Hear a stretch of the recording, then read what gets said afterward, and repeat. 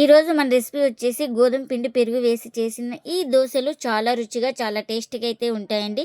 ఈ దోశలు వచ్చేసి ఇంట్లో వాళ్ళందరికీ నచ్చితే అంత టేస్టీగా అయితే ఉంటాయి. ఇంకెందుకు ఫ్రెండ్స్ ఆలస్యం, ఎలా చేయాలో ఏంటో అనేది వీడియోలోకి అయితే వెళ్ళిపోయి చూద్దామా మరి. ఇంకా ముందుగా ఒక బౌల్ అయితే తీసుకొని అందులోకి 1/2 కప్పు గోధుమ పిండిని అయితే తీసుకుంటున్నా. ఇందులోకి 1/2 కప్పు బొంబాయి రవ్వ, అదే సూజీ రవ్వ అంటారు కదండి, ఆ రవ్వను కూడా 1/2 కప్పు వేసుకోవాలి. అలాగే ఇందులోకి ఇప్పుడు 1/2 కప్పు పెరుగును కూడా వేసుకుంటున్నాను. అన్నీ సరి సమానం తీసుకోవాలండి. ఏ కప్పుతో అయితే తీసుకున్నామో అదే కప్పుతో అన్ని మెజర్మెంట్ అయితే తీసుకోవాలి.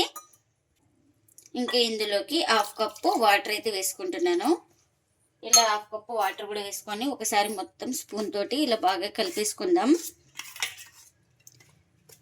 అన్నీ బాగా మిక్సింగ్ అయిపోయేలాగా.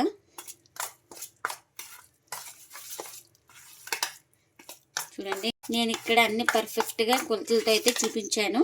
మీరు కూడా అదే కొలతలతో చేసుకోండి. చూడండి, ఇంకా ఈ 1/2 కప్పు వాటర్ కూడా వేసేసుకొని మొత్తం ఇలా బాగా కలిపేసుకున్నాను కదా.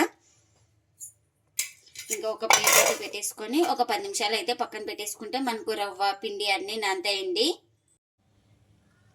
ఇంకా ముందుగా ఒక కడాయి అయితే పెట్టేసుకొని అందులోకి కారానికి తగినంత మిర్చి, అలాగే ఒక 5 వెల్లుల్లి రెబ్బలు, ఇంకొక ఇంచు అల్లం తీసుకొని ఇలా చిన్న ముక్కలుగా కట్ చేసి వేసుకోవాలి. ఇప్పుడు కాస్త ఆయిల్ అయితే వేసుకుంటున్నాను.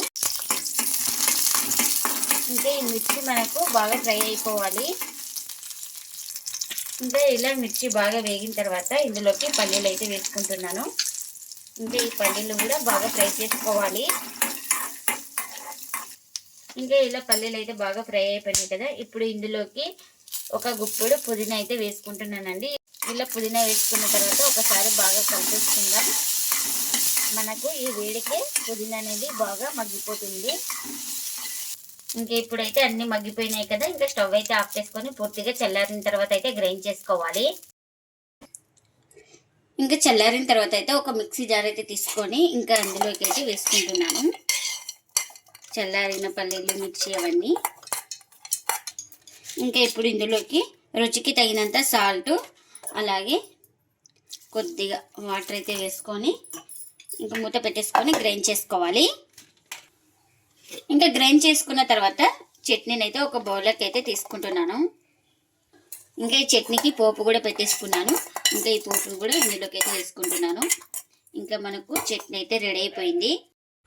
ఇంకా ఇప్పుడు ఒక 10 నిమిషాల తర్వాత అయితే చూడండి, రవ్వ పిండి మొత్తం బాగా నానిపోయినాయి. ఇంకా ఇప్పుడు ఒకసారి ఇలా స్పూన్ తోటి కలిపేసుకొని ఇంకా ఇప్పుడు మిక్సీ జార్ అయితే తీసుకొని ఇంకా అందులోకి అయితే వేసుకుంటున్నాను. ఇంక ఇప్పుడు ఇందులోకి రుచికి తగినంత సాల్ట్, అలాగే గ్రైండ్ చేసుకోవడానికి కొద్దిగా వాటర్ని అయితే వేసుకుంటున్నాను. ఈ వాటర్ని వేసుకొని ఇంకా ఇప్పుడు మూత అయితే పెట్టేసుకొని స్మూత్గా గ్రైండ్ చేసుకోవాలి. ఇంకా గ్రైండ్ చేసుకున్న తర్వాత ఒక బౌల్ తీసుకొని ఇంకా అందులోకి అయితే వేసుకుంటున్నాను. చూడండి, బ్యాటర్ అయితే ఇలా ఉండాలి. మనకు దోశ బ్యాటర్ ఎలా ఉంటుందో సేమ్ అలా ఉండాలి. ఇంకా ఇప్పుడు ఇందులోకి ఒక 1/4 టీ స్పూన్ దాకా బేకింగ్ సోడా అయితే వేస్తున్నాను. ఇంకా మనం ఇన్స్టెంట్గా చేసుకుంటున్నాం కాబట్టి ఇంకా వంట సోడా అయితే వేసుకున్నాను. మనం ఇదే పిండిని పులియబెడితే ఇంకా వంట సోడా కానీ ఈనో కానీ ఏం అవసరం లేదు. చూడండి, బ్యాటర్ అయితే ఇలా ఉండాలి. మనకు ఇక్కడ చూపిస్తున్నాను కదా, ఇలా ఉండాలి.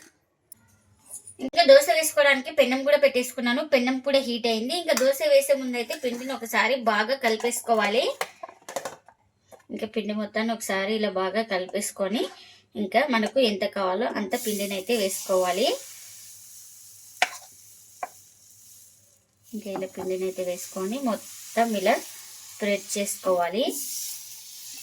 పిండి ఎంత ఉంటే ఇంకంత.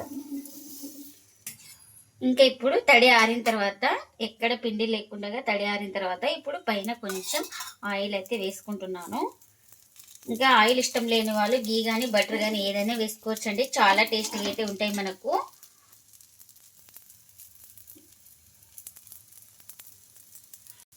ఇంకా దోశ ఒక సైడ్ కాలిన తర్వాత అయితే మరోవైపుకి అయితే ఇలా టర్న్ చేసుకోవాలి. ఇంకా ఇష్టం ఉన్న వాళ్ళు ఈ వైపు కూడా కొంచెం ఆయిల్ అయితే అప్లై చేసుకోవచ్చు. ఇంకా ఈ దోశ అయితే ఇంకా 2 వైపులా బాగా కాల్చుకున్నాను. దోశ అయితే మనకు రెడీ అయిపోయింది. ఇంకా ఇలా రెడీ అయిపోయిన దోశను ఒక ప్లేట్లోకి అయితే తీసుకుంటున్నా. ఇంకా ఇప్పుడు మరొకటి అయితే వేస్తున్నాను. మనకు ఎంత కావాలో అంత పిండి అయితే వేసుకొని ఇలా మొత్తం స్ప్రెడ్ చేసుకోవాలి.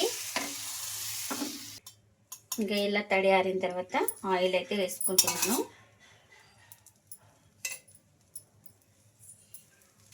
ఇంకా ఇట్లా దోశ కాలిన తర్వాత అయితే ఇంకో వైపుకి అయితే ఇలా టర్న్ చేసుకోవాలి. ఈ వైపు కూడా బాగా కాల్చుకోవాలి దోశనైతే. ఇంకా మనకు ఈ దోశ కూడా రెడీ అయిపోయింది కదా. ఇంకా ఇప్పుడు ఇది కూడా ప్లేట్లోకి అయితే తీసుకుంటున్నా. ఇంకా ఇప్పుడు మరొకటి అయితే చూపిస్తున్నాను. చూడండి, ఎంత కావాలంటే ఎంత పిండిని అయితే వేసుకొని ఇలా మొత్తం బాగా స్ప్రెడ్ చేసుకోవాలి. ఇంకా ఇప్పుడు కొంచెం ఆయిల్ అయితే వేసుకుంటున్నా. మనం ఈ దోశలను వచ్చేసి క్రిస్పీగా కావాలంటే క్రిస్పీగా కాల్చుకోవచ్చు, సాఫ్ట్గా కావాలంటే సాఫ్ట్గా కాల్చుకోవచ్చు అండి. ఎలా కాల్చుకున్నా టేస్ట్ అయితే చాలా బాగుంటుంది. చూడండి, ఒక సైడ్ ఇలా బాగా కాల్చుకున్న తర్వాత క్రిస్పీగా ఇంకా ఈ దోశ అయితే రెడీ అయిపోయింది కదా. ఇంకా మనం ఇలా ఫోల్డింగ్ అయితే చేస్తున్నాను. ఇంకా అన్నీ ఇలానే చేసుకోవాలి. గోధుమ పిండితో అప్పటికప్పుడు చేసుకునే దోశలు అయితే రెడీ అయిపోయినాయండి. చాలా టేస్టీగా ఉంటాయండి. కొంతమంది అయితే గోధుమ పిండి వేస్తే దోశలు రావనుకుంటుంటారు. ఇలా ట్రై చేయండి, దోశలు బాగా వస్తాయండి. మనకు ఎప్పుడు ఒకే రకం బియ్యం పిండితో కాకుండా ఇలా గోధుమ పిండి, రవ్వ, పెరుగు వేసి చేయండి. దోశలు చాలా టేస్టీగా అంటే వస్తాయి మనకు. ఈ దోశలు వచ్చేసి ఇంట్లో వాళ్ళందరికీ నచ్చుతాయి, అంత టేస్టీగా అయితే ఉంటాయండి. ఇంకా చట్నీని కూడా చేసుకున్నాం కదా, చట్నీని కూడా సర్వ్ చేస్తున్నా. మనకు క్రిస్పీగా కావాలంటే క్రిస్పీగా, సాఫ్ట్గా కావాలంటే సాఫ్ట్గా, ఎలా అయినా కాల్చుకోవచ్చు అండి. టేస్ట్ మాత్రం సూపర్ ఉంటుంది. మీరు కూడా తప్పకుండా ఒకసారి గోధుమ పిండితో ఇలా దోశలు చేసి మీకు ఎలా వచ్చిందో కామెంట్ అయితే చేయండి ఫ్రెండ్స్. ఇదండి ఇవాళ వ్లాగ్. ఈ వీడియో కనుక నచ్చితే ప్లీజ్ లైక్ చేయండి, షేర్ చేయండి, కామెంట్ చేయండి. అలాగే లైక్ చేసి సపోర్ట్ చేయండి friends. Thanks for watching. Bye bye.